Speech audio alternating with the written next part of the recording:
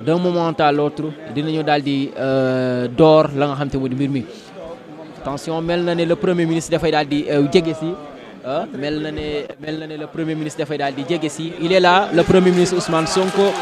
il est là mu ngi noonu le premier ministre Ousmane Sonko tout le monde debout pour le saluer waaye également pour l'accueillir donc moom premier ministre Ousmane Sonko habillé de ñi nga xam te ne kon moo di marron mu ngi noonu marron beige mu ngi noonu gars yi également di ko daal di applaudir ci kaw nga xam te ne dafa daal di fees dell askan yu bëri daal di ñëw kon teewee li nga xam te ne kon moom moo di ndaje mile donc moom le premier ministre Ousmane Sonko il est là agsi na à 8h58 la daal di ñëw on annonce également l'arrivée du président de l'Assemblée nationale itam ñoo ngi koy daal di xaar mu ngi noonu donc tey ki nga xam te ne kon moom moo di Ismaïla Diallo moom mooy daal di diriger li nga xam te ne kon moom moo di séance bi moom mooy le premier vice-président de l'Assemblée nationale donc ñu ngi noonu tey El Malick teewul moom ba tax na ki nga xam ne moo di Ismaïla Diallo comme démb moo ko daal di diriger woon tey ji itam mooy daal di diriger la nga xam te ne moom moo di séance bile donc moom le premier ministre Ousmane Sonko mu ngi noonu agsi na accompagné de l'ensemble des membres du gouvernement ak ñi nga xam te ne ñëpp ñoom la ci daal di àndal comme itam askan wi ni nga xam te ne noonu lañ koy daal di defee ñu ci bëree bëri ñëw nañu ci kaw Aïssata Tall Sall également elle est là ñëw na Aïssata Tall Sall et ki nga xam ne Ndeye Saly Diop Dieng ñu ngi noonu di daal di nuyoo di daal di kon mel na ne gëj nañu gisee parce que ki la di Ndeye Saly gëj na fi daal di ñëw ci la nga xam te moo di ci assemblée bi donc jàpp leen ne dañuy daal di door la nga xam te kon moo di séance plénière bi ñu bàyyi leen ak li nga xam te ne kon moom moo di le président de l'Assemblée nationale donc ñu ngi noonu ngeen déggu ci kaw donc ñi nga xam te ne ñooy nekk ci kaw ñooy wax noonu am koo xam te ne dafay daal di lancer Ousmane Sonko message naan ko we love you Ousmane Sonko dégg ngeen donc le président de l'Assemblée nationale certainement dina leen rappeler à l'ordre parce que ñoom ils sont interdits de parler ou de réagir donc dañ leen di bàyyi ak ñi nga xam te ne ñu di séance bi bu ko defee on se retrouve juste après la nga xam te ne moom di lii di séance plénière bi jërë ngeen jëf.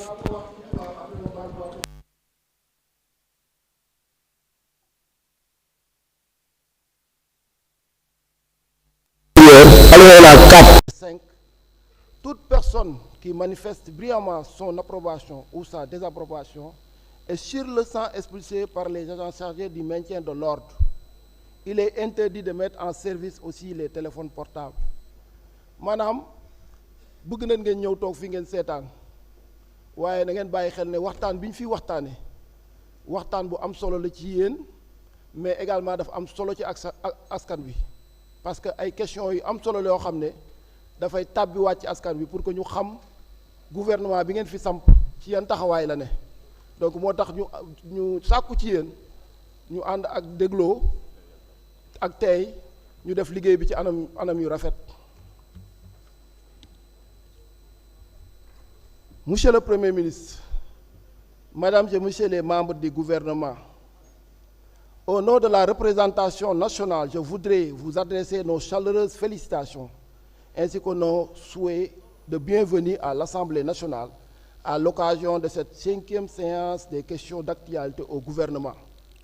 Votre présence régulière devant les députés témoigne de votre attachement au dialogue républicain, au respect des institutions et à démocratique demeure le cadre privilégié des échanges entre les différentes sensibilités politiques de notre pays. Elle est le lieu indiqué pour débattre dans le respect mutuel les réponses, préoccupations légitimes de nos concitoyens. Cette séance illustre ainsi la vitalité de notre démocratie et la volonté commune de faire vivre un dialogue institutionnel permanent au service exclusif de la nation. Mes chers collègues, l'ordre du jour appelle les questions d'actualité au gouvernement. Auparavant, je voudrais rappeler les dispositions de l'article 104, dernier alinéa de notre règlement intérieur. Pendant les sessions ordinaires uniques, un jour au moins par trimestre est réservé aux questions d'actualité au gouvernement. La question d'actualité au gouvernement est posée, et je précise, la question d'actualité On ne dit pas les questions d'actualité. La question d'actualité est posée au gouvernement, est posée par un député. Une réponse est apportée. Une réponse, je précise encore, une réponse est apportée par le Premier ministre ou un membre du gouvernement. Mais selon le code de conduite défini par les présidents de groupes parlementaires et les représentants des non-inscrits, nous aurons une série de 4 questions, de 3 questions plutôt, avant de donner la parole au Premier ministre pour apporter des réponses. Je m'en vais donner la lecture du dit code.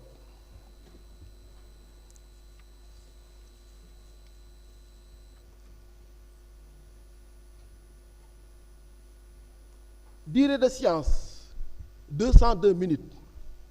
soit 3h37 minutes de débat. Nombre de questions par séance, 14. Répartition des questions entre les groupes parlementaires et les non-inscrits. Pastef les Patriotes, 10 intervenants. Takku Wallu, 2 intervenants. Les non-inscrits, 2 intervenants. Temps de parole par question, 13 minutes ainsi réparties. 5 minutes pour l'auteur de la question, 8 minutes pour les réponses du gouvernement,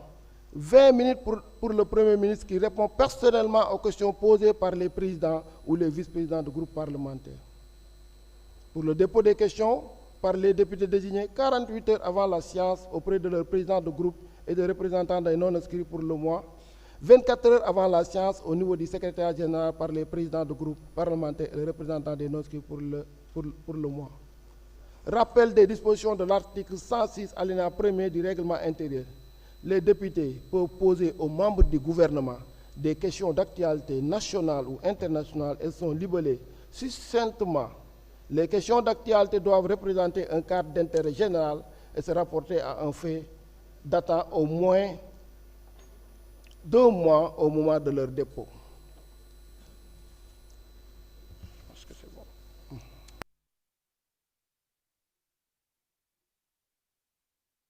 Chers collègues, je vous donne la lecture de la liste des orateurs. Adama Tandjigora, Insa Danfa, Awa Sow, Babacar Varor, Amadou Diallo numéro 1, Awa Sonko, Mame Diarra Thiaw, Samba Diouf, Nafikan, Ramatoulaye Bodian, Marie-Hélène Ndofène Diouf, Baran Fofana, Maguette Sène, Marie-Angélique Mame Selbé Diouf. Ainsi, on va débuter les débats.